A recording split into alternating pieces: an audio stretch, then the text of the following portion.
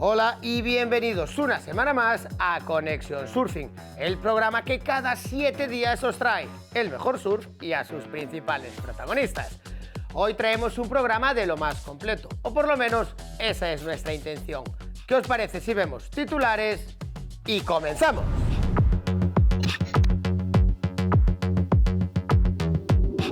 Veremos un amplio resumen del Tapia Goana Pro en su categoría femenina, prueba de la Liga Iberdrola de Surf.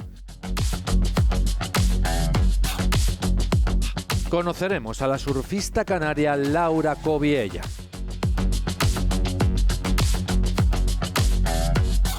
Veremos un nuevo episodio de la serie documental sobre la historia de las Américas en Tenerife.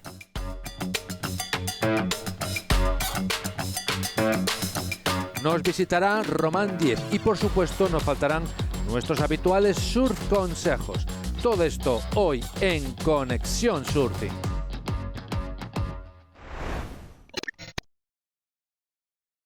Vistos los titulares que tenemos preparados para el programa de hoy, solo falta saludar a nuestro colaborador y recordemos, conductor del podcast Hemisferio Surf, que cada semana visita Conexión Surfing, Roberto Flores. ¿Qué tal, Robert?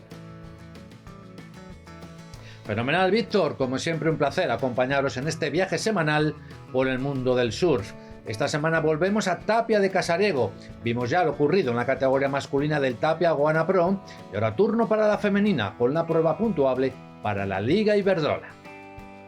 Tras la prueba celebrada en la andaluza ola de la Yerbabuena, la Liga Iberdrola prosigue su andadura. Turno ahora para el Tapia Goana Pro, la tradicional prueba que se disputa en Asturias. Robert, ¿qué tienes que contarnos de esta competición y de esta ubicación? Tapia es la capital del concejo de Tapia de Casariego y se sitúa en el extremo de la costa occidental de Asturias. Con orígenes balleneros, mantiene una fuerte vinculación con la pesca y la industria conservera, aunque cada vez más se la conoce como destino turístico, un lugar tranquilo y de gran belleza. Para nosotros es una de las mecas del surf en el norte de España. Aquí llegaron en 1968 desde Australia los hermanos Guley. Fue el comienzo de un idilio entre esta villa marinera y el surf hasta el día de hoy. Y el Tapia Goana Pro mantiene en cierta medida esa llama encendida. Pues con esta bonita historia nos vamos hasta Tapia de Casariego. Vamos a conocer lo que nos dejó el Tapia Goana Pro en categoría femenina.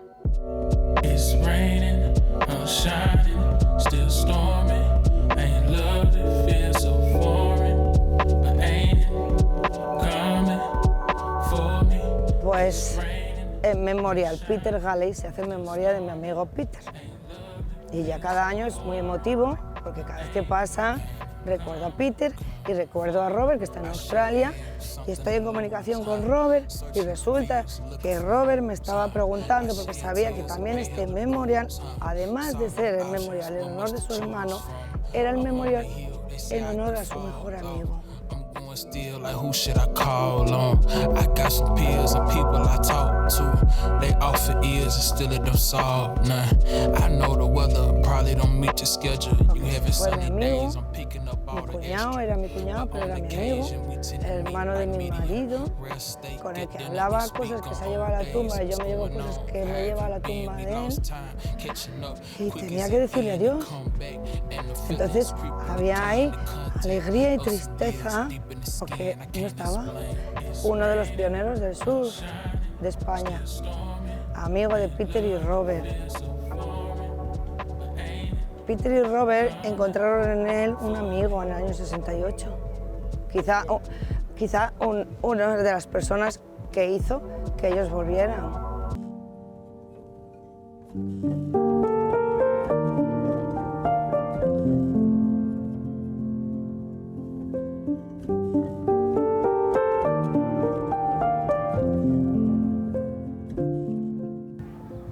Pues Toño era un ser libre, era muy especial y ser especial es importante en esta vida, uno tiene que ser uno mismo, no se puede meter en el patrón que la sociedad te dice cómo tienes que actuar.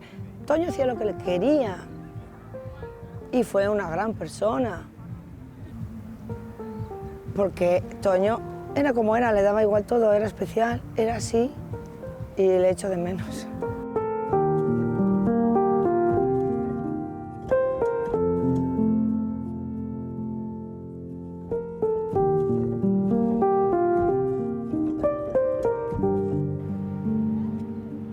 El circuito nacional La Liga Iberdrola se consolida como un evento de referencia en el deporte femenino y es un claro reflejo de lo que ocurre en nuestra sociedad.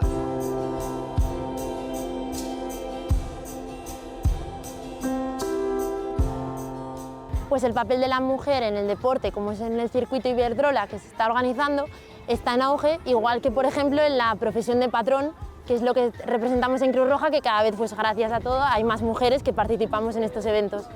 El papel del socorrista en un evento de surf, como es el Goana, pues es básicamente ser un servicio preventivo.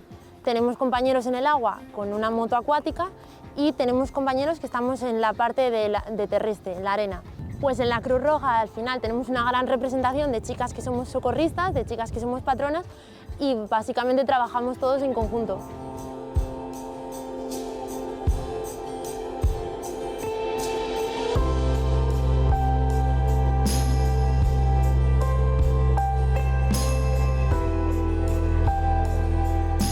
El surf es un deporte de emociones fuertes y en ocasiones con tintes de peligrosidad, algo que una madre tiene que asumir para poder disfrutar de la gran pasión de sus hijas. ¿Qué significa ser madre surfista? Pues estar todo el día buscando olas, para empezar, ¿no? Y bueno, el apoyar a tu hija en el deporte que le gusta. Pues ser madre de surfista provoca sufrimiento, orgullo y no sé, es divertido a la vez porque la ves disfrutar, pero se pasa mal. Pues la familia pues me da mucho apoyo. Al principio me decía mi madre, sobre todo, que cómo iba a entrar en invierno con el frío, qué tal, no sé qué, pero al final pues se dio cuenta de que no pasa nada y que pues cada vez me apoya más. Se pasa mal porque a ella cuando le salen bien las cosas sale contenta, cuando no sale como ella quiere, incluso aunque pase manga, la ves frustrada, la ves... Y entonces, bueno, pues uno sufre como en otras cosas de la vida con los hijos.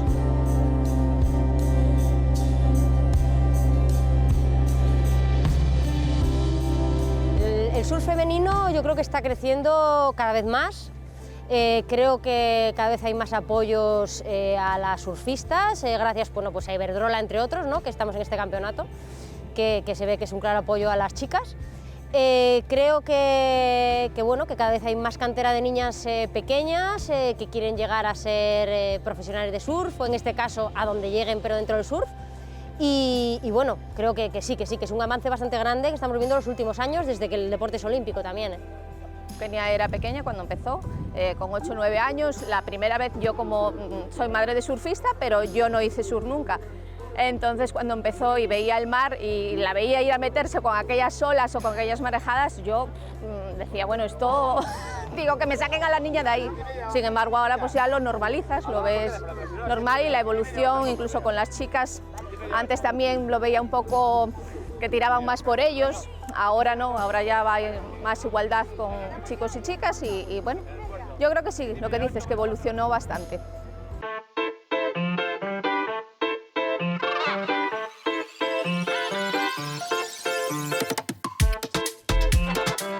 Tapia siempre nos regala historias diferentes, pero todas ellas tienen en común la competición y el surfing.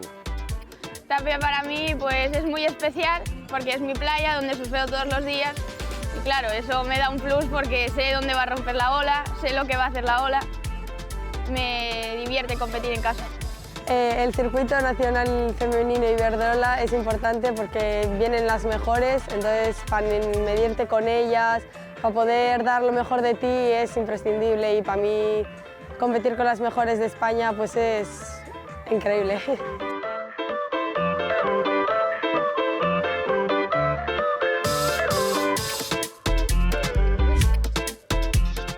La segunda prueba del circuito nacional femenino, la Liga Iberdrola, coronaría en Tapia de Casariego a la vasca Yanire González Echevarri por delante de sus compatriotas Inara Palacios, Bianca Tai y Laine Fernández. Pues nada, la verdad que estoy muy contenta de ganar aquí en el Tapia Gana Pro. Son muchos años viniendo, muchos años de recuerdos, muchas cosas bonitas, así que bueno, uno más para el recuerdo.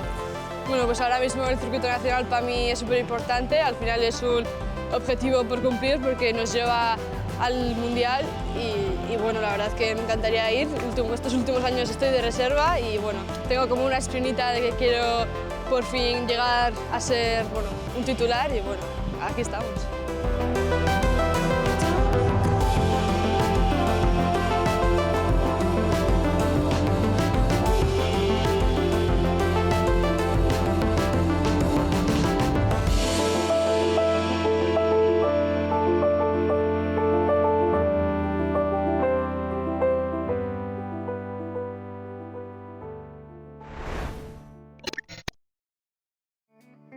Muchísimas gracias, Tapia, por recibirnos también, pero sobre todo muchísimas gracias a los organizadores del Goana Pro por mantener viva año tras año esta competición.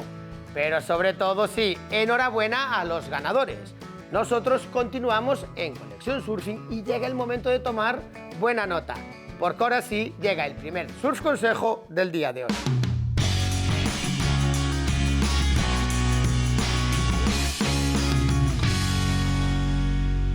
Bienvenido a One Surf Academy, soy Tony Varela y esto es la esencia del longboard.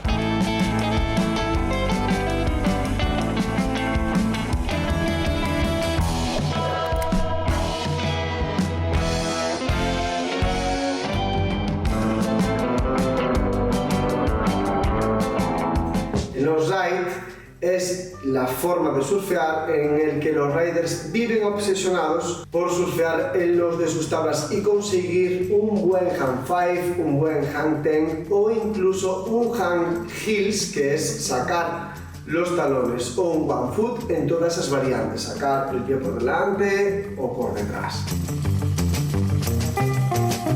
A los hot doggers les encanta ponerse a prueba en el nose de sus tablas, por eso esos dos estilos conviven y se unifican.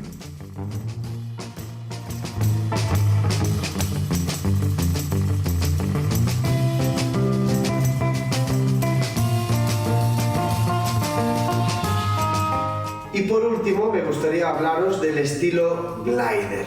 En mi opinión, creo que este estilo de surf es muy interesante porque solo se consigue con la experiencia. El estilo glide se caracteriza porque es un surfing muy fluido, muy elegante, seguro y que da la sensación que el rider apenas se esfuerza para ir en la línea perfecta sin perder el planeo ni la velocidad. Este estilo de surf se puede distinguir en condiciones de olas potentes y perfectas. La búsqueda de la línea perfecta sintiendo en todo momento el empuje y la aceleración. Mantener esa sensación es realmente donde reside la emoción del surf. Lo mejor y lo perfecto sería combinar todos estos estilos de surf y desarrollar tu propia personalidad sobre la tabla. Mi recomendación, si no puedes surfear con los mejores, es que te nutras de buenas películas de surfing y ellos te muestren la gran variedad de maniobras que existen, o simplemente que te dejes llevar por la imaginación y conectes en cuerpo y alma con las olas de ese momento.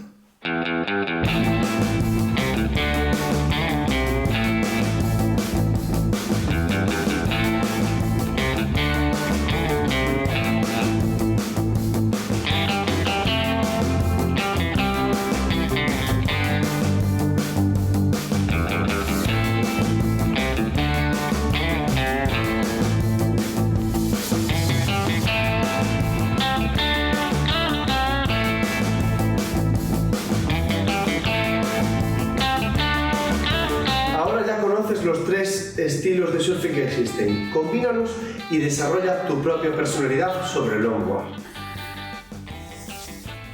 Si te ha gustado este vídeo, no olvides suscribirte al canal y darle a la campanilla para que te avisen para el próximo vídeo. Soy Tony Varela y esto es la esencia del longboard.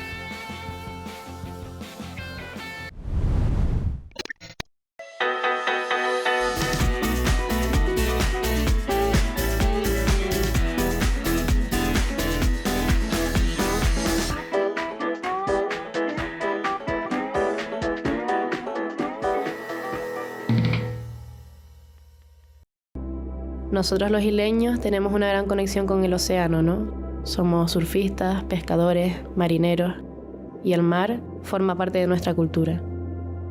Soy Laura Cobiella, tengo 23 años y soy surfista de olas grandes. Continuamos en Clave Femenina y lo vamos a hacer saludando a nuestra próxima protagonista. Ella es la canaria Laura Cobiella. ¿Qué tal, Laura? ¿Cómo estás? Hola. Bien, muy bien.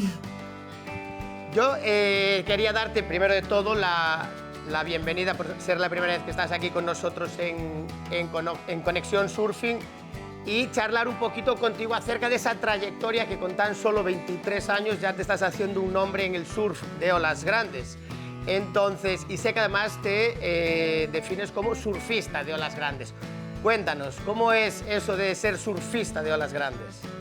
Pues bueno, en verdad, si te digo la verdad, lo siento como casi otro deporte, porque para mí no tiene nada que ver el surfing de olas normales con el de olas grandes, ¿no? Al final el de olas grandes supone una adrenalina que en el de olas pequeñas no tiene, pero me apasiona cada cual más, así que me pones una ola pequeña, perfecta para maniobrar y soy la niña más feliz del mundo también, así que cada cual me apasiona más, así que casi que no te podría decir uno. Tienes una juventud que asusta, entonces cuéntanos, ¿cómo se lleva eso de...? Porque normalmente muchos de los surfistas que empiezan en olas grandes ya tienen una trayectoria a lo mejor de más años, pero tú con esa juventud ya te estamos viendo surfear olas espectaculares. ¿Cómo es eso? ¿Qué dices en casa cuando dices, oye, que me voy a hacer surfista de olas grandes o que me voy a coger tronchacos? Pues mi madre lo lleva fatal. Mi madre, cada vez que le digo que me voy a coger olas grandes, le da un cortocircuito. Pero bueno, si te digo la verdad, si por mí hubiera empezado mucho antes. Siempre me ha encantado, siempre he sido súper deportista, como me ha flipado la adrenalina.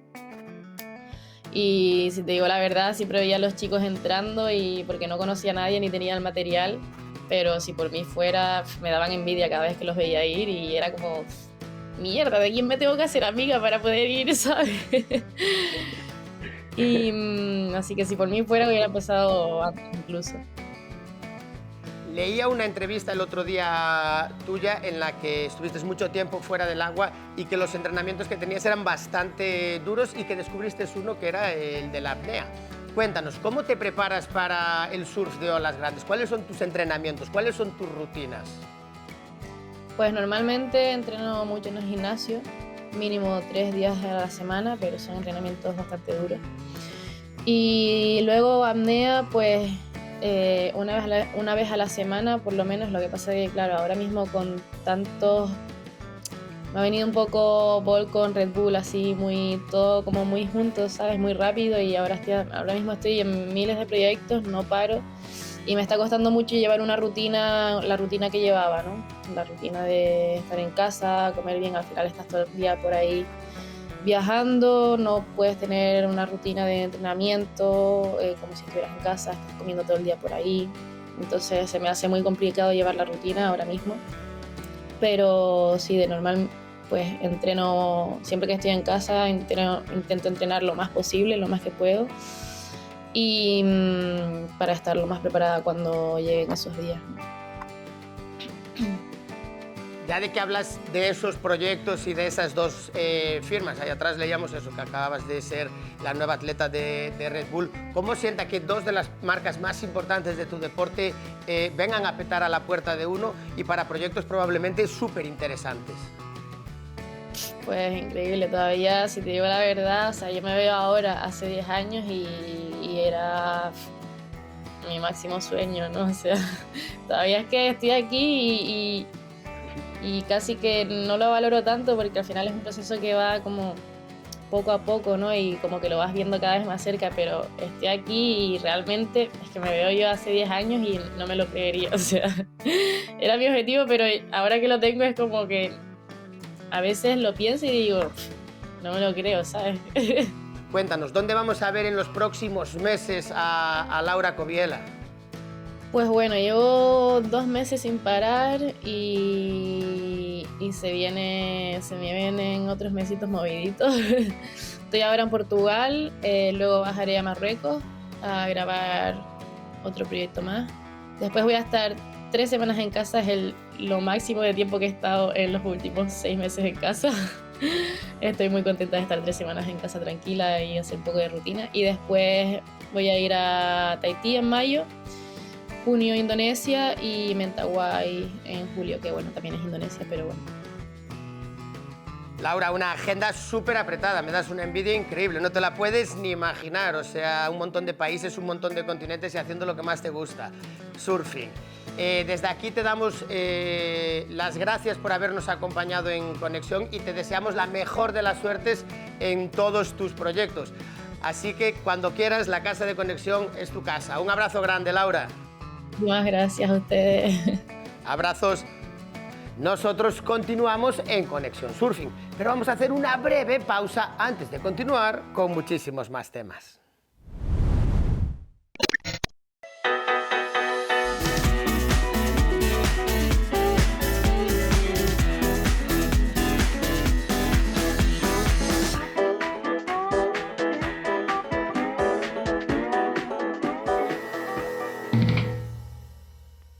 Continuamos en Conexión Surfing y lo vamos a hacer con una nueva entrega de la serie Historia del Surf en Tenerife y en este caso con las Américas como protagonista. Robert, ¿qué nos toca esta semana? Vamos a ver el tercer capítulo donde se profundiza en el desarrollo turístico de esta zona del sur de Tenerife, de su crecimiento y prosperidad, pero también de cómo los surfistas en aquel momento se movilizaron y lucharon por proteger sus olas. Una historia que merece ser contada porque lo que ahora podemos disfrutar es en buena parte gracias a ellos. Cuando quieras, Víctor, puedes dar paso. Pues veamos esta nueva entrega de la historia del surf en Tenerife. Nos vamos hasta las Américas, en Arona.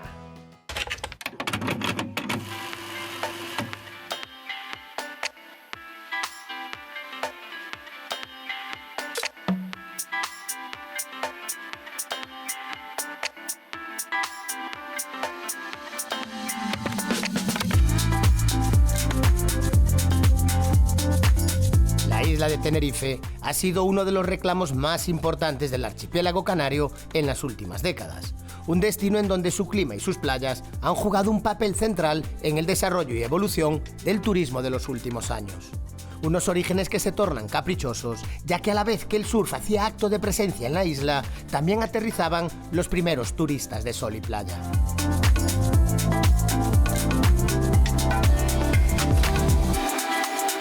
Para conocer y entender un poco más el desarrollo y expansión del turismo en la isla de Tenerife, y en concreto en la zona de las Américas, en Arona, nos hemos ido a charlar con quienes su perspectiva y bagaje les otorga una mirada privilegiada para entender esta evolución.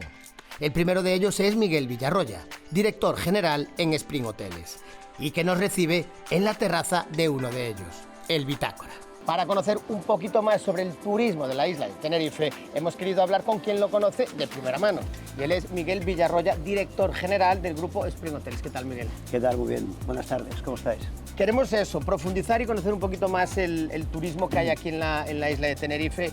Y me decías que llevas ya 20 años aquí en las islas, entonces cuéntame, para empezar, ¿cómo era esto cuando tú llegaste? Bueno, pues había menos cosas de las que hay, pero antes de mí todavía había menos, ¿no? Yo creo que nos tendríamos que remontar a los años 60 probablemente. Hay que entender que el turismo aquí en Tenerife se empezó a desarrollar en el norte de la isla, ¿no? ¿Vale? En la parte de Puerto de la Cruz, y aquí en los 60, 70 había muy poca cosa, muy poca cosa. Aquí prácticamente estoy seguro que no habría, en los años 70, años en el que yo nací, no habría absolutamente nada en Tenerife. Y luego la llegada también de empresarios catalanes como Santiago Puig y su padre Rafael, que empezaron a ver pues esto como una tierra de oportunidades, ¿no? En este terreno que era baldío en aquel momento. En esta isla lo importante era en el interior, de hecho todos los centros administrativos estaban en el interior. El litoral era una zona pues, de difícil acceso y bastante comprometida, ¿no? Entonces, quiero decir que vinieron de fuera a descubrir de alguna forma las virtudes que hoy por hoy estamos disfrutando de Tenerife, ¿no? Estamos con Axel Gassman, segundo hotelero aquí en la playa de las Américas. Entonces, la historia que tiene usted detrás tiene que ser increíble. Entonces, queremos conocer cómo era esto cuando usted llegó aquí a la playa de las Américas. Víctor, ya Es una historia un poco larga, ¿vale? Lo vamos a cortar un poco. Yo, después de haber visitado Las Palmas, me vine aquí con el viejo aeropuerto arriba, 3 horas en coche así hasta abajo aquí.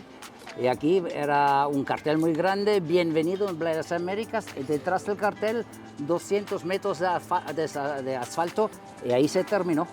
Hombre, Santiago Puig y su padre aquí iniciaron todas estas actividades.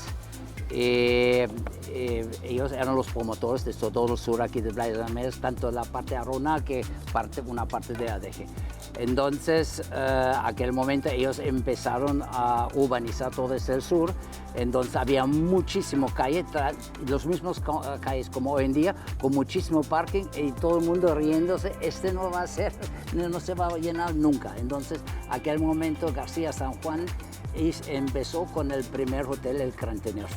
Me decías, Miguel, que aquí había solares vacíos, y que no había todos estos complejos hoteleros, pero sí, lo que sí que había era ese valor que tenéis ahí, que son las olas de las Américas. Lo que no sabemos es si había surfistas. Sí, yo creo que fue increciendo, no era residual, seguro, ¿no? Si, yo vine posteriormente, pero los años 70 eran poquitos los que practicaban surf. La ola estuvo siempre ahí, de alguna forma, y la gente la fue descubriendo poco a poco, pero claramente hemos visto como el surf se ha convertido en algo que era muy local, ¿no? De residentes, con algún extranjero que obviamente lo iba descubriendo. Empezaron poco a poco a generarse una industria alrededor del surf que se ha incrementado exponencialmente. Lo que sí que te puedo decir que en los 15 últimos años el surf ha generado una explosión muy importante, donde lo que sí que hemos visto es que se ha abierto, ¿no? A mucho más público. ¿Cómo ha cambiado eso? ¿Cómo ha cambiado ese deporte en el turismo que rodea la zona de las Américas? Hombre, con los hoteles, con los apartamentos, el surf ha cogido nombre. Entonces, ya claro, vinieron también deportistas, no solo windsurfing, también vinieron los surfistas. Algunos se ha ido boca en boca, digamos, en Europa, que luego dicen, mira, aquí hay una ola que se llama la ola de izquierda, que también era una polémica muy grande cuando aquí querían hacer unos diques, destrozar todo este paisaje o este oleaje. Entonces, claro, aquel momento salió en toda Europa en Tenerife una ola de izquierda.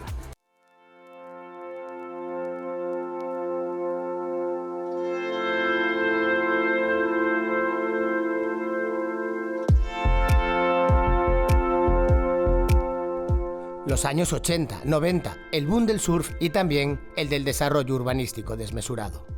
Tras conocer los orígenes del turismo en Tenerife, nos dimos cuenta de que estos orígenes no estuvieron exentos de polémicas. Una de ellas fue la primera que provocó que multitud de surfistas y vecinos peleasen por sus picos. Unos terrenos de juego que por ese crecimiento imparable del sector hotelero corrió grave peligro. Una lucha que se vivió sobre todo en la Playa de las Américas y en donde continuas manifestaciones lograron que la comunidad surfera tinerfeña conquistase uno de los hitos más relevantes en la cultura del surf en Tenerife.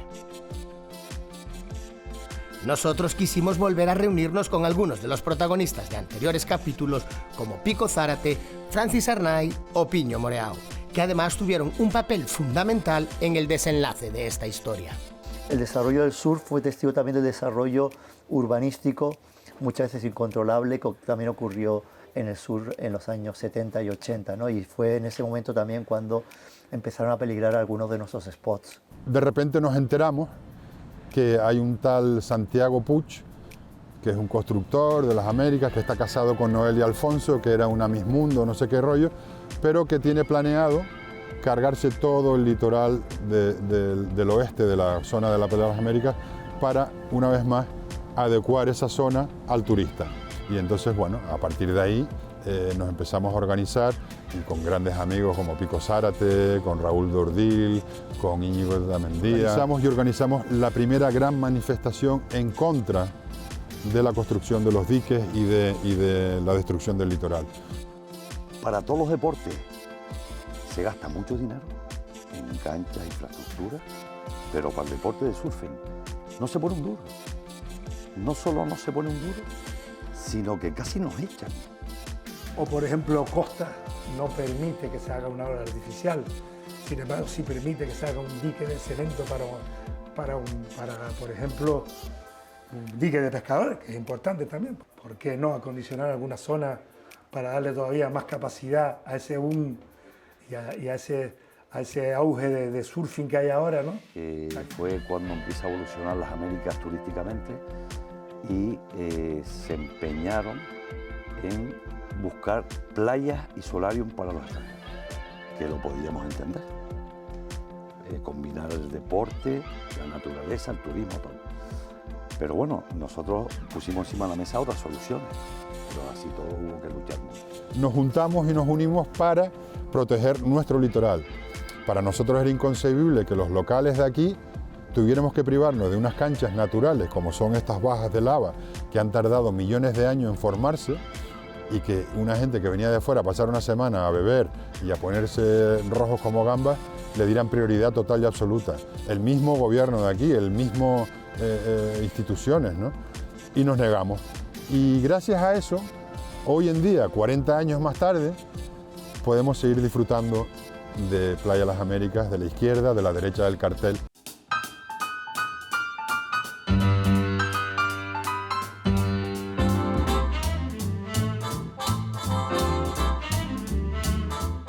Hemos escuchado cómo comenzaron los orígenes del turismo en esta isla, cómo el surf jugó un papel central en un momento determinante.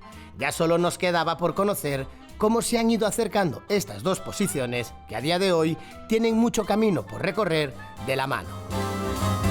El surf y el turismo pueden llegar a convertirse en un tándem imparable si desde los dos sectores que lo trabajan y viven de él en la isla saben cómo aunar los valores y la importancia de uno y la riqueza que viene del otro.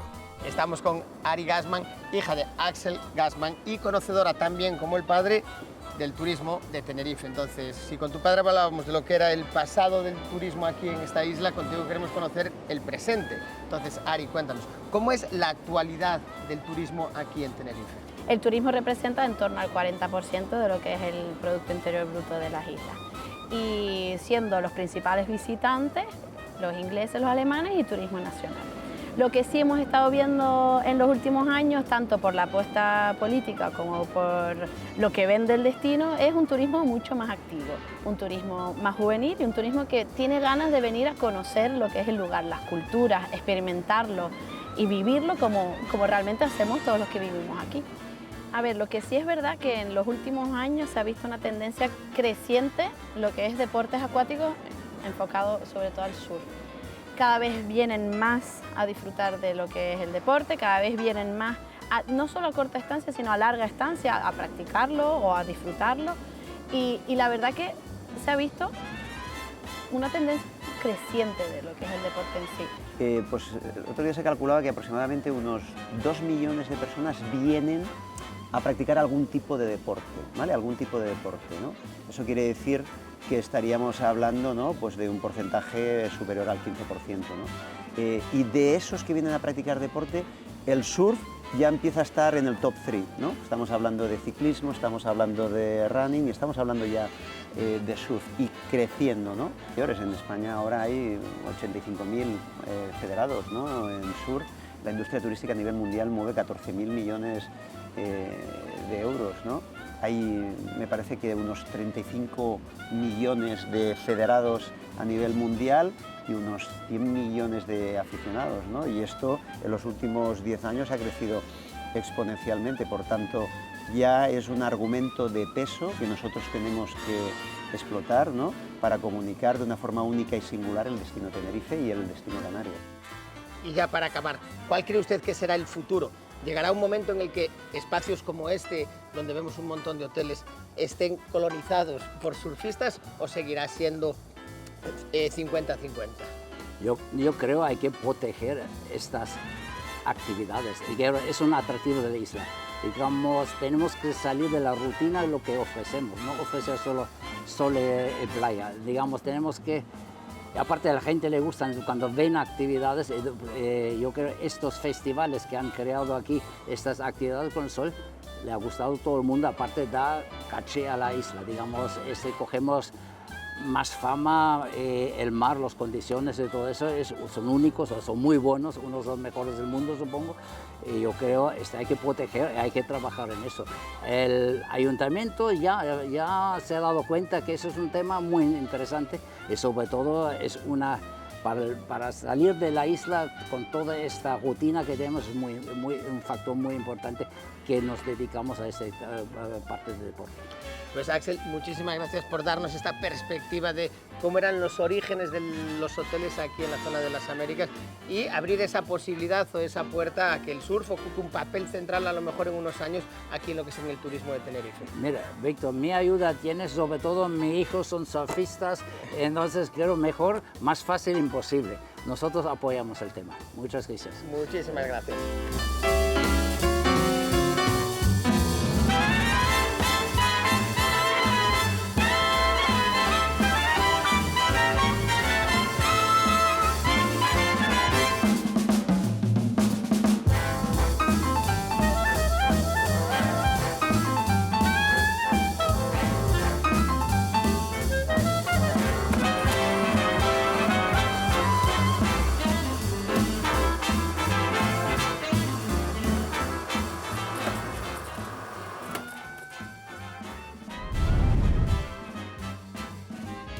Tercera entrega de esta serie documental que cuenta la historia de un lugar mágico, por sus olas y su gente. Robert, como cada semana, muchísimas gracias por acompañarnos y por ayudarnos a entender el surf y sobre todo su cultura. Te veo la próxima semana, ¿verdad, amigo? Un placer, como siempre, nos vemos, efectivamente, la próxima semana. Buenas olas para todos y aloha. Un abrazo grande para ti también, amigo. Nosotros continuamos en Conexión Surfing y antes de que nos visite nuestro próximo invitado, nos vamos a ir a ver el último surf consejo del programa de hoy. Tomad buena nota.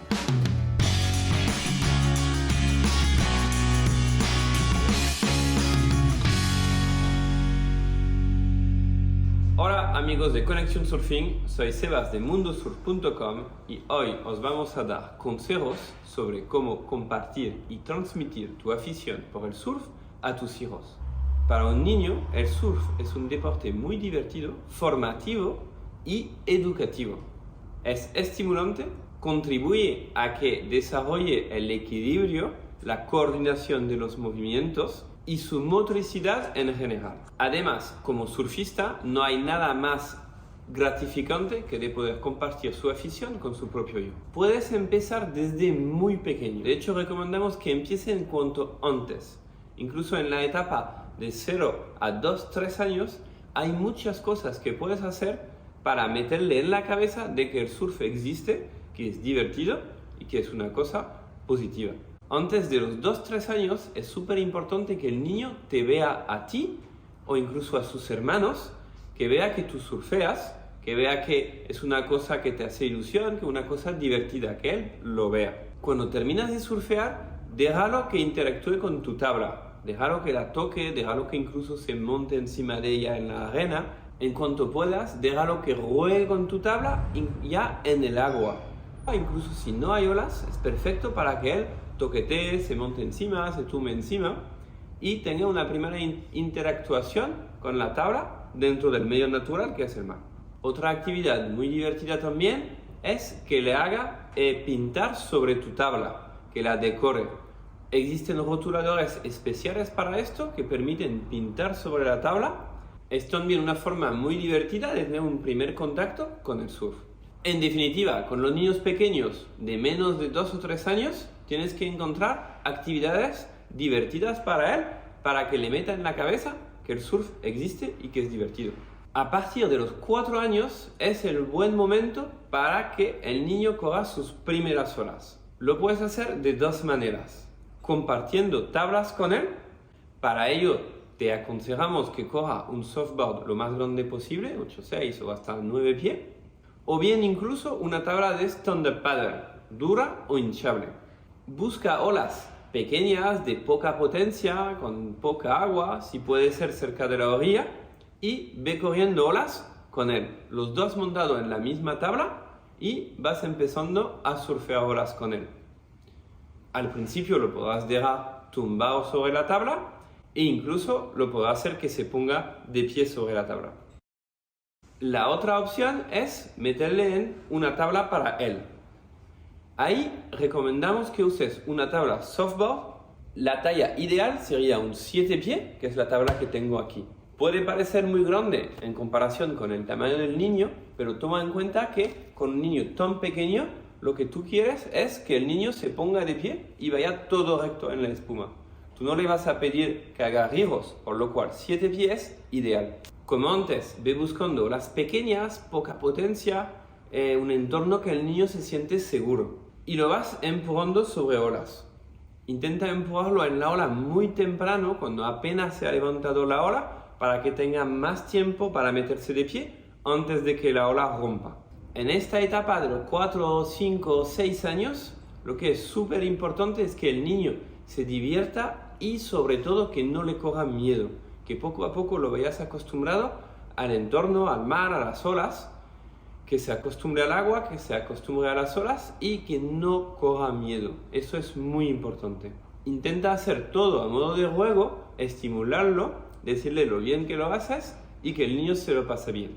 Después, a partir de los 7, 8 años, es cuando realmente tú vas a ver si todo el trabajo que tú has hecho antes con él ha funcionado, o bien porque lo ha hecho bien, o bien porque ves que el niño pues le gusta y le interesa. Si es así, a partir de ahí puedes tirar por dos caminos. O bien meterlo en escuelas con profesores especializados en esto, que le van a poder entrar más en detalle de la técnica, explicarle las normas del surfing y todo esto rodeado de otros niños, lo que le va a estimular más. Y la otra opción es seguir tú mismo enseñándole. Para ello, aparte de mucha paciencia y mucha dedicación, será muy importante elegir el material adecuado a nivel de tablas y de trajes de neopreno. Trajes para que nunca pase frío, que esté cómodo en el agua, y a nivel de tablas para encontrarle la tabla adecuada en tema de tamaño y de flotabilidad para que vayas siguiendo su evolución. Así que ya sabes, es un proceso largo que hay que hacer poquito a poquito. Intenta ser un ejemplo para el niño, que él te vea. Nunca lo obligues, nunca lo presiones, que él no lo vea como una obligación, sino como un juego, una cosa divertida. Y si lo consigues, pues tendrás la suerte de poder compartir tu afición y surfear con tu hijo, que eso no hay nada más gratificante para un padre surfero. Así que ya sabes, a hacer niños, a enseñarles, y nosotros nos vemos en un próximo Surf Consejos.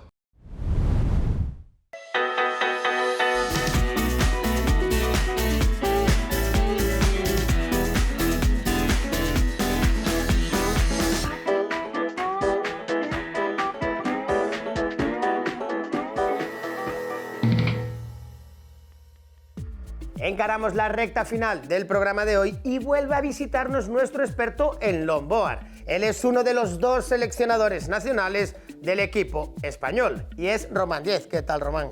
¿Qué tal? ¿Cómo estás? En principio, uno de los bien. 2 seleccionadores. Uno de los 2. Qué responsabilidad esa, ¿no? Tengo media responsabilidad. Bueno, tendremos que traer como experto a Ricardo algún día. Algún día habrá que traerlo. No, nosotros te queremos. Eso es. Y aparte, como seleccionador nacional, hoy vamos a hablar de uno de los eventos más importantes para el longboard, que es que por fin regresa el Mundial y lo hace a una ola que yo probé y que es espectacular para el longboard, como es la del Funchal. Ya tenéis el equipo, ¿no? Tenemos el equipo. Después de 4 años de parón de Mundial, pues empezamos otra vez con este evento. Y las expectativas son mucho más altas que otros años, ya que llevamos un equipo completo, otros años no lo llevábamos completo, con lo cual los objetivos son altos. Cuéntanos, para toda la gente que igual no está tan al tanto de lo que es la configuración de un equipo, ¿qué quieres decir cuando lleváis un equipo completo? Pues que llevamos 2 chicos y 2 chicas, que es lo que nos pide la ISA para participar en el Mundial. Se puede ir con menos, pero llevamos el equipo al máximo nivel además. Y hay 2 reservas además. 2 reservas. Llevamos a Nicolás García, a John Garmendia en chicos, está José Luis Brasaluce como reserva y luego tenemos en chicas a Yumei González y a Carlota Jauregui y a Daniela Sevillano como reserva. conozco a todos, son fantásticos longboarders, pero más allá de lo que a mí me puedan caer bien o mal, me imagino que habrá sido una decisión muy difícil, porque vemos que el longboard nacional a día de hoy está a un nivel que podéis pelear por medalla. Sí, sin duda. Lo que nos costó más realmente fue la selección, porque llevamos eso, estuvimos en Viana do Castelo, estuvimos un fin de semana entero probando a los chicos y llevamos a 3 chicos, uno se tuvo que quedar fuera como reserva y luego llevamos a 4 chicas, de las cuales quedaron 2 como reserva. Estuvo también Aleitz Castro en esas pruebas y fue la verdad que un fin de semana bastante duro y bastante intenso. Por fin llega el Mundial.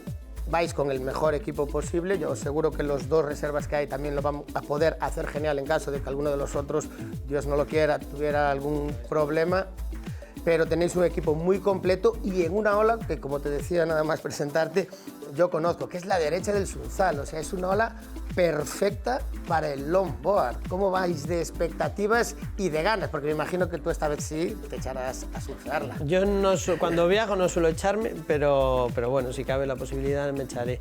Realmente las expectativas son muy buenas, vienen además, los 2 chicos vienen directamente de México, del Mexilog, con lo cual vienen con una competición encima, y las 2 chicas también vienen. Carlota no va a poder estar en el Mexilog por trabajo, pero también está invitada, pero vienen muy fuertes. O sea, llevamos Nico, que es nuestro CT de longboard este año, John Garmendia estuvo en el Mexilog clasificado entre los 16 primeros, Carlota cuarta de Europa, Yumei quinta de Europa, o sea, estamos en un muy buen nivel para afrontar este Mundial.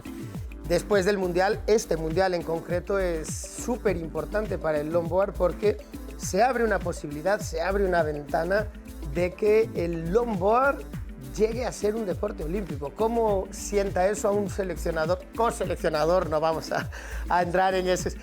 ¿Cómo sienta para una persona que es tan vinculada al mundo del longboard de que por fin su disciplina entre en el Olimpo de los deportes? Yo creo que California es el sitio, porque además esto estaría para Los Ángeles. Yo creo que las posibilidades, me gustaría ser optimista, pero yo creo que van a ser mínimas, pero bueno, teniéndolos, se va a hacer, el Comité Internacional va a hacer un evento ya olímpico, que son los Beach Games, en el que el longboard ya va a participar. Con lo cual este Mundial, si es importante, va a ser mucho más importante todavía, porque los 9 primeros de este Mundial se clasifican directamente para esos Beach Games.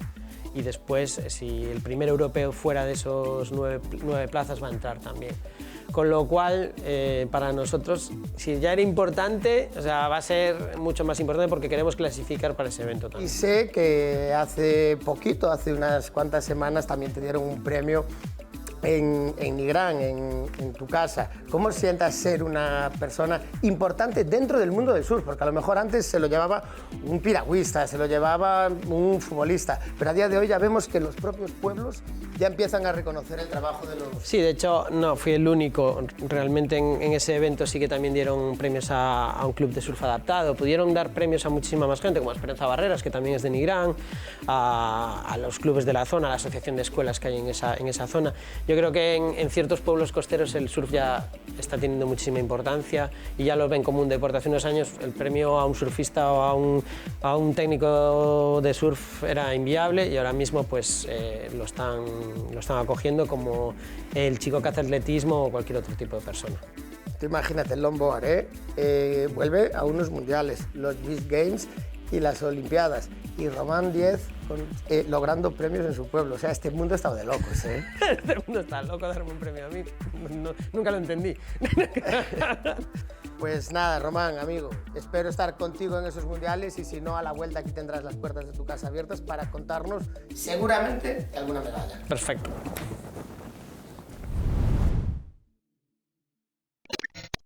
Llegó el momento más triste para mí, que es el de despedir el programa de esta semana. Pero ya sabéis que volveremos dentro de 7 días. Todos aquellos que no podáis esperar, ya sabéis que podéis encontrarnos en nuestras redes sociales o en la página oficial de surfing.com. Nos vemos en el pitch.